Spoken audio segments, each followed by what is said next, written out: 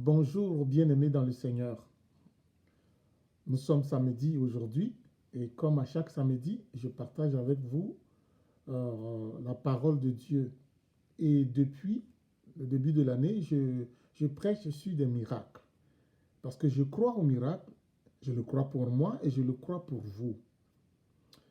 En cette veille du jour de Pâques que nous allons célébrer ensemble demain, j'aimerais partager avec vous le récit de la résurrection de la fille de Jairus.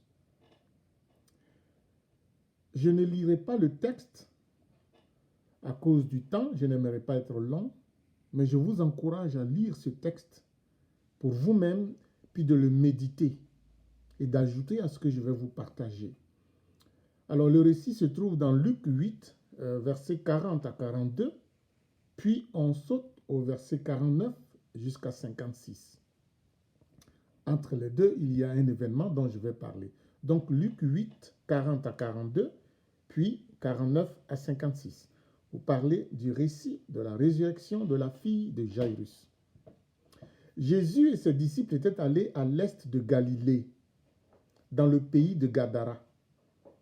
Là, ils ont délivré un homme possédé de démons. Lorsque Jésus a posé la question aux démons qui possédaient cet homme, il a répondu, nous sommes légion. Ça veut dire beaucoup.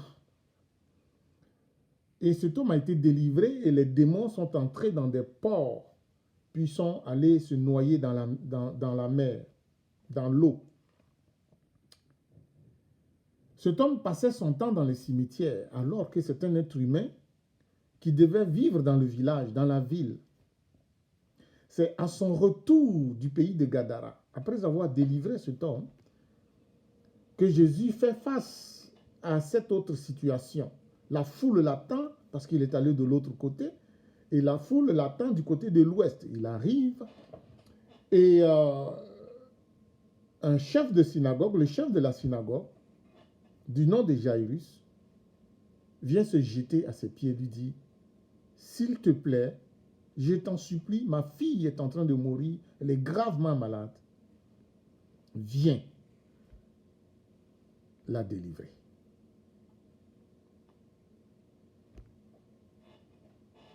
Jairus, je pense, a pris un risque. Car en tant que chef de la synagogue, il ne devait pas suivre Jésus.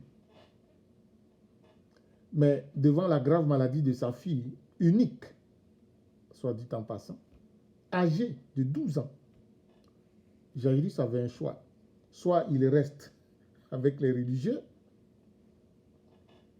il résiste à Jésus et il plaît à sa religion, ou il décide d'aller à Jésus au risque de perdre sa position. Jairus a fait le bon choix. Et il est allé vers Jésus pour sa fille malade, gravement malade. Bien-aimé, il est bon d'avoir une position sur tous les sujets, mais il est insensé de ne pas réviser sa position.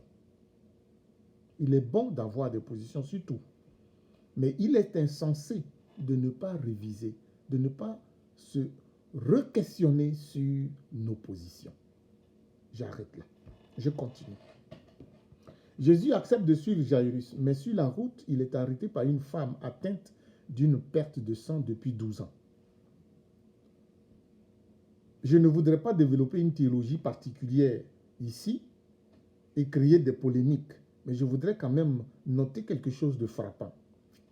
La jeune fille qui est en train de mourir à 12 ans et la femme qui interrompt la marche de Jésus vers la maison de Jairus est malade depuis 12 ans. C'est ce récit qui fait que nous lisons l'histoire de la résurrection à partir du verset 40 du chapitre 8 jusqu'au 42. Et puis on saute au 49 jusqu'à 56. À cause de cette femme à la perte de sang qui vient et qui arrête Jésus alors qu'il s'en va chez Jairus. Cette femme est malade depuis 12 ans. La jeune fille qui est en train de mourir a 12 ans. On peut conclure sans se tromper que cette fille est née au moment où la maladie de la femme a commencé. Et 12 ans plus tard, cette jeune fille qui est née quand la femme était malade, a commencé à être malade, et elle-même malade et en train de mourir. L'Éternel choisit de les délivrer toutes les deux le même jour. J'arrête là. Dieu fait ce qu'il veut, comme il veut, quand il veut. Ce qui me frappe aussi, c'est que Jésus agit comme un médecin qui doit intervenir sur un malade à qui il reste quelques heures pour être sauvé. Et ce médecin prend le temps de s'arrêter pour s'occuper d'un autre malade en chemin. Il faut avoir beaucoup confiance en soi pour dire, je vais pour un cas urgent, très urgent. Et malgré cela, je m'arrête et je prends soin de quelqu'un d'autre qui est malade. La réalité est que le temps pris avec le deuxième malade a été suffisant pour que l'autre malade, pour qui on était en train d'aller, meure.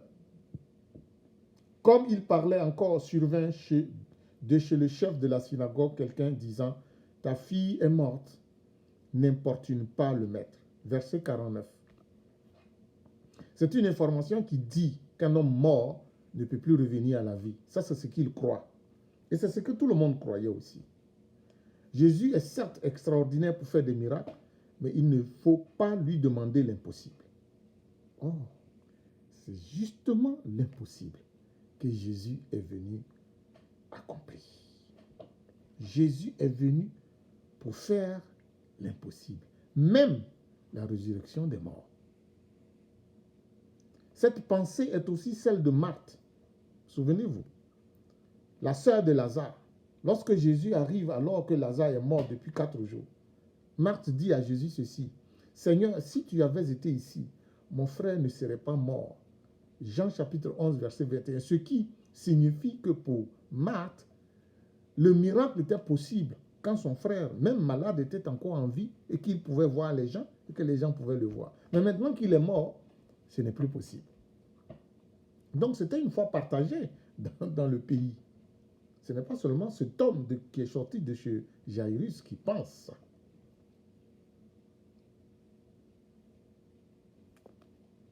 En disant cela, Marthe signifiait que si Jésus avait été là pendant que Lazare était encore vivant, il aurait pu accomplir un miracle à sa faveur. De sorte que même quand Jésus lui a dit, ton frère ressuscitera, Marthe a dit, oui, il va ressusciter, mais à la fin. À la fin. Au dernier jour. Marthe croit, contrairement, elle n'est pas sadducéenne. Marthe croit à la résurrection des morts, mais pas à la résurrection de Lazare dans l'immédiat. Il croit que Lazare a vécu une vie qui lui permet de ressusciter pour être dans la vie éternelle avec Dieu, mais plus tard. Donc c'est une position qui était partagée. Et ce que cet homme dit à Jairus, qui est son chef, n'est pas quelque chose d'étonnant. Revenons donc à notre texte. Pour dire que ce message de cet homme qui est venu de chez Jairus a profondément touché Jairus lui-même et l'a convaincu que l'espoir de guérison de sa fille était anéanti. Que ça s'était évanoui. Alors Jésus lui dit, c'est pourquoi Jésus lui dit, ne crains pas, crois seulement et elle sera sauvée. Tu as quitté chez toi, tu es venu me voir, je t'ai dit que oui, je m'en vais avec toi, chez toi, pour guérir ta fille. Crois seulement, même si elle est morte, crois. Jésus demande donc au Père de garder sa foi, de rester toujours dans l'élan qui l'a conduit à lui. Jésus est en train de lui dire que sa médecine relève même les morts et que cette fille reviendra à la vie. Alors, ils continuent leur route et ils arrivent chez Jairus. Et quand ils arrivent chez Jairus, je crois qu'il y a quelque chose que Jésus veut nous enseigner. C'est que Jésus fait sortir tout le monde. Et il rentre là où la fille est couchée, seulement avec 3 disciples, Pierre, Jean et Jacques, et 2 autres personnes, le papa de la fille et la maman de la fille. Bien-aimés, il me semble se dégager ici que souvent, quand nous prions pour quelque chose, quand nous attendons quelque chose, quand nous croyons que Dieu nous a promis quelque chose, quand nous croyons que cette chose est nécessaire pour nous, que nous demandons la chose, évitons les gens qui ne croient pas la même chose que nous. Parce qu'ils rendent l'atmosphère lourde. Pendant que tu pries pour, ils prient contre. Ou alors, ils sont là, et puis ils se demandent, mais vous voulez vous unir en esprit. Mais lui, il n'est pas là. Elle n'est pas là. Je crois que c'est cet enseignement que Jésus veut nous donner. Des gens qui alourdissent l'atmosphère, des gens qui sont là et qui dérangent, qui n'ont pas le cœur à la chose, qui n'ont pas la foi pour la chose, qui ne s'attendent à rien et qui vous dérangent. Écartez-les et allez prier. Ça sera mieux pour eux comme pour vous. Et surtout pour la chose que vous voulez.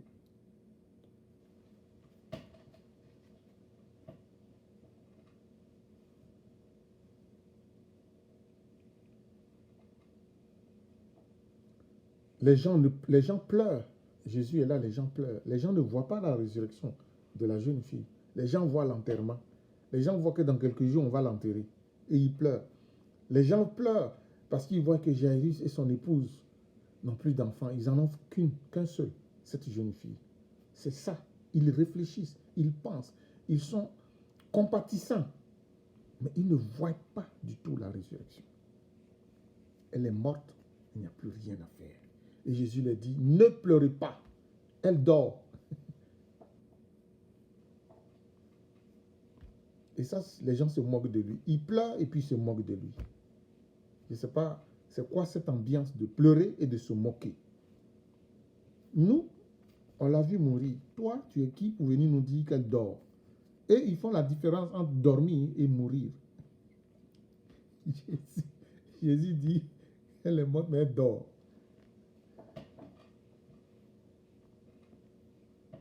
Voyez-vous, lorsque Lazare est mort, Jésus a utilisé le même verbe. Il a dit à ses disciples, Lazare dort, allons le réveiller.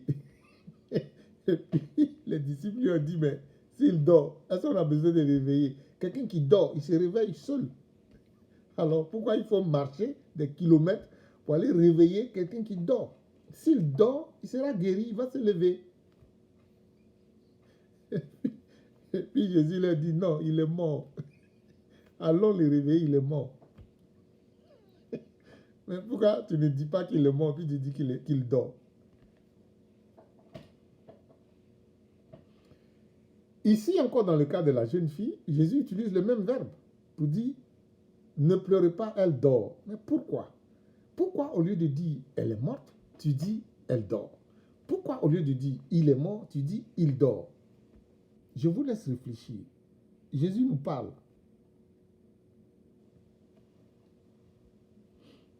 L'apôtre Paul utilise le même verbe.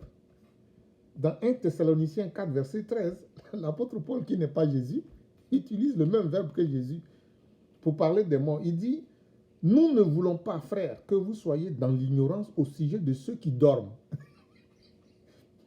afin que vous ne vous affligiez pas comme les autres qui n'ont point d'espérance. Autrement dit, toute mort est un sommeil temporaire qui peut être long, oui, sauf la mort éternelle. La mort éternelle n'est pas un sommeil temporaire. C'est une mort mortelle. C'est une mort éternelle. Mais toute mort, avant le dernier jugement, est une mort temporelle. C'est pourquoi Jésus utilise le verbe dormir. Même ceux qui sont morts en Christ dorment, parce qu'un jour ils vont ressusciter. Et ceux qui sont morts en Christ et à qui Dieu veut redonner la vie, Dieu peut le faire, parce qu'ils dorment. Et quelqu'un qui dort, on peut le réveiller. Seulement, au dernier jour, tout le monde va se réveiller. Et puis ceux qui sont morts resteront morts. Et ceux qui sont morts en Christ ressusciteront. J'espère que vous m'avez compris. Je vous demande de méditer.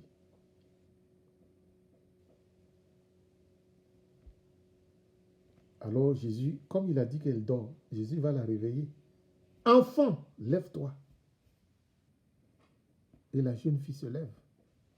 Son esprit revient en elle. Parce que Dieu a parlé. Et je vous ai dit, et je vous dis, Dieu ne ment pas. Dieu ne se réunit pas. La parole de Dieu, elle crée. Quand Dieu dit vis, tu vis. Enfant, lève-toi. La jeune fille revint à la vie et Jésus ordonna qu'on lui donne à manger. Intéressant. Un esprit ne mange pas ce que nous mangeons dans la chair. Oui, qu'on lui donne à manger, car les morts ne mangent plus. Mais elle n'est pas morte, elle dormait. Elle s'est réveillée, elle peut manger. Les gens qui pleuraient sont maintenant surpris, étonnés, ébahis, bouche bée.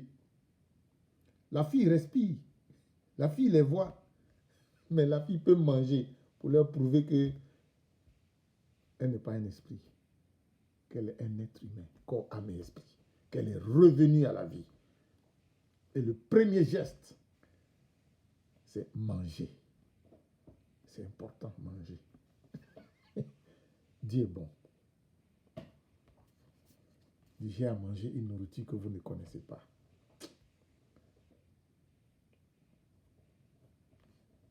J'aimerais terminer par ce dernier point. Un miracle pour que tu naisses de nouveau. Bien-aimé, à mon avis, ce n'est pas tant pour la jeune fille que la résurrection a été faite. La jeune fille a été ressuscitée, mais c'est beaucoup plus pour ses parents et pour les gens autour que pour elle-même. Parce que je suis convaincu que si cette fille-là restait morte, enterrée, elle ressusciterait au dernier jour. Mais Jésus a voulu lui redonner la vie. Jésus a voulu qu'elle vive encore des années. Mais surtout, Jésus a voulu que son père quitte la religion pour venir à une relation avec lui. Jésus a voulu offrir, par cette résurrection, l'opportunité à son père et à sa mère et aux gens autour de fuir la religion pour venir à la relation qui sauve, à la foi en Jésus-Christ. C'est ce que je crois de ce miracle. Donc cette résurrection était beaucoup plus pour le père de la fille et pour sa mère et pour plusieurs que pour la fille elle-même. Par cela, Jésus les a ramenés de la religion à la vraie foi qui sauve. Il les a sortis de l'esclavage des rites religieux, des positions qui nous font croire que nous avons le salut, pour les conduire à une relation avec Dieu, qui sauve par la foi. Vous, il y a des gens qui sont des prêtres, des pasteurs, des grands hommes, et qui croient que parce qu'ils sont ce qu'ils sont, ils sont sauvés. Non. Tu peux rester comme ça et puis mourir, sans aller au ciel. C'est le cas de Jairus. Et c'est le cas de beaucoup d'hommes sur la terre et beaucoup de femmes sur la terre. Tu peux avoir une bonne position, même dans l'église, et puis mourir sans entrer au ciel. Alors Jésus fait des miracles pour des gens comme vous, comme moi, comme beaucoup, pour que nous puissions venir à la foi qui sauve. Et la résurrection de cette fille est une bénédiction. Au-delà de la fille, pour son papa, pour sa maman, pour les gens autour. Ça, c'est ce que je crois. Tu peux croire autre chose, et puis nous allons mettre tout cela ensemble. Cet homme, Jairus, cherchait la vie physique pour sa fille. Mais par la résurrection de sa fille, Jésus lui offre la vie spirituelle. Jésus a utilisé le contexte de la résurrection physique pour lui donner l'opportunité d'avoir la vie spirituelle. Je prie pour des miracles dans ta vie, mon frère, ma soeur. Je prie pour des miracles dans la vie de tes proches. Mais je prie aussi pour que tu sois témoin de miracles divers. Mais que ces miracles règlent définitivement ta relation avec Dieu. Car la mort la plus dangereuse est celle qui nous éloignera à jamais de Dieu. Alors je prie pour que des miracles surviennent dans ta vie, dans la vie des gens qui sont autour de toi. Même que si ce ne sont pas des gens autour de toi, que tu sois témoin de ces miracles, afin que ton cœur change et que tu viennes à Jésus. Il est venu, il est mort, il est ressuscité pour que si nous croyons en lui, nous puissions ressusciter. Nous allons dormir un jour, c'est-à-dire nous allons mourir, mais nous serons comme des gens endormis. dans le silence. On ne parle plus, on ne voit plus, on ne sait plus rien. Mais un jour, on se réveillera avec Christ. Voilà pourquoi Jésus est venu. Pour que tu ressuscites avec lui. Si tu crois en lui. Soyez bénis, mes frères. Joyeuse Pâques. Que l'Éternel Dieu, qui est tout-puissant, vous bénisse, fasse des miracles dans vos vies et fortifie votre foi ou la fasse naître. Au nom de Jésus. Amen.